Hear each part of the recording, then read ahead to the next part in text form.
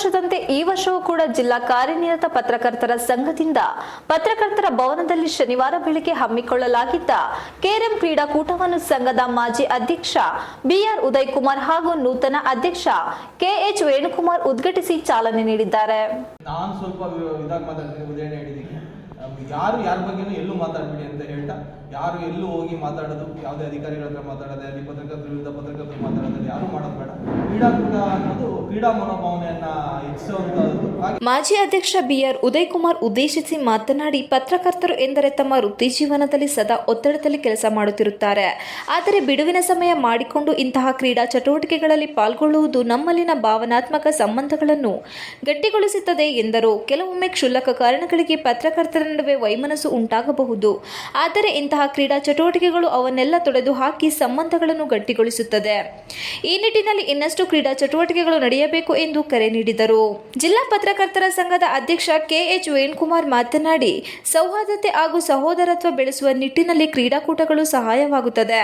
ಕಳೆದ ವಾರ ನಡೆದ ಕ್ರಿಕೆಟ್ ಹಾಗೂ ಇನ್ನಿತರ ಕ್ರೀಡೆಗಳಲ್ಲಿ ಕೂಡ ಎಲ್ಲರೂ ಸಕ್ರಿಯವಾಗಿ ಭಾಗವಹಿಸಿ ಯಶಸ್ವಿಗೊಳಿಸಿದ್ದೀರಿ. ಅದೇ ರೀತಿ ಮುಂದಿನ ಕ್ರೀಡೆಗಳನ್ನು ಕೂಡ ಎಲ್ಲರೂ ಭಾಗವಹಿಸಿ ಯಶಸ್ವಿಗೊಳಿಸಲು ಸಹಕರಿಸುವಂತೆ ಮನವಿ ಮಾಡಿದರು.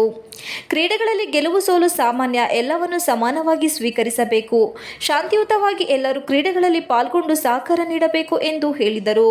ಇದೇ ಸಂದರ್ಭದಲ್ಲಿ ಜಿಲ್ಲಾ ಕಾರ್ಯನಿರತ ಪತ್ರಕರ್ತರ ಸಂಘದ ವಿಶೇಷ ಆಹ್ವಾನಿತರಾದ ಸದಸ್ಯರಾದ ರವಿ ನಾಕಲಗೂಡು, ಜಿ ಪ್ರಕಾಶ್, ಉಪಾಧ್ಯಕ್ಷರಾದ ಕೆಎಂ ಹರೀಶ್, ಜಿಲ್ಲಾ ಪ್ರಧಾನ ಕಾರ್ಯದರ್ಶಿ ಬಿಸಿ ಶಶಿಧರ್, ಜಿಲ್ಲಾ ಕಾರ್ಯದರ್ಶಿಗಳಾದ ನಟರಾಜ್, ಸಿಬಿ ಸಂತೋಷ್, ಪಿಎ ಶ್ರೀನಿವಾಸ್, ತೌಫಿಕ್ ಇತರರು ಉಪಸ್ಥಿತರಿದ್ದರು.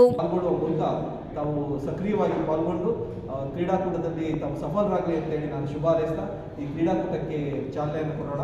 ಪ್ರತಿಯೊಬ್ಬರು ಕೂಡ ಕ್ರೀಡಾಕೂಟದಲ್ಲಿ ಪಾಲ್ಗೊಳ್ಳಿ, ಸೌಹಾರ್ದತೆಯನ್ನು ಮರೆಯಲಿ. ಮಧ್ಯಾಹ್ನ ಊಟ ಬರ್ತಿದ್ರು, ಊಟ ಮಾಡಿ ಸಂತೋಷದಿಂದ ಕ್ರೀಡಾಕೂಟದಲ್ಲಿ ಪಾಲ್ಗೊಳ್ಳಿ ಅಂತೇಳಿ ನಾನು ಶುಭ ಹಾರೈಸ್ತೇನೆ.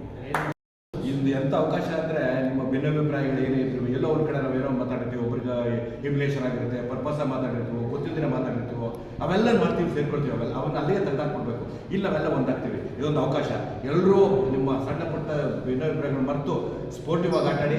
ನೀವು ಗೆಲ್ಲೋರಿಗೆ ಅಭಿನಂದನೆಗಳು, ಸೋತವ್ರು ಬೇಜಾರು ಮಾಡ್ಕೊಳ್ಬೇಡಿ. ನೆಕ್ಸ್ಟು ಅವಕಾಶಗಳನ್ನು ಗೆಲ್ತೀನಿ ಅಂತ ಹುಮ್ಮಸ್ಸಿನಿಂದ ಆಡಿ ಈ ಕ್ರೀಡಾಕೂಟಕ್ಕೆ ನಾನು ಚಾಲನೆ ಕೊಡ್ತಾ ಎಲ್ಲರಿಗೂ ಕೂಡ ಶುಭ ಆಗಲಿ. ವಂದನೆಗಳು, ಧನ್ಯವಾದ.